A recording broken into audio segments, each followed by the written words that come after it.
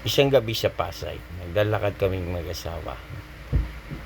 At aking nararamdaman na ako'y nagugutom na.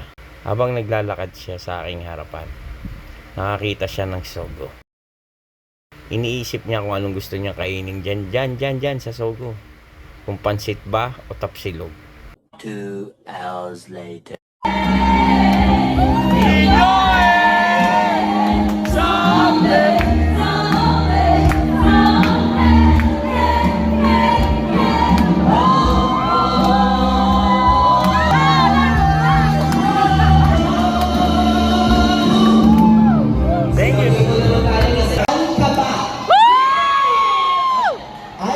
I love the energy. Ang gusto mo ngayon. If you have it, flow it, diba?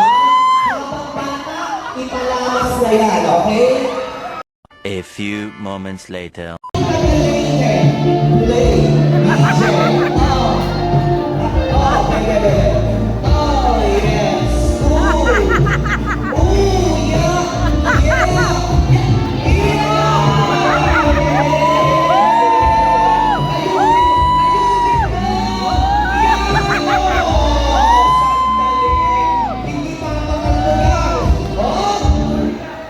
Gusto nagsisimula pa lang tayo.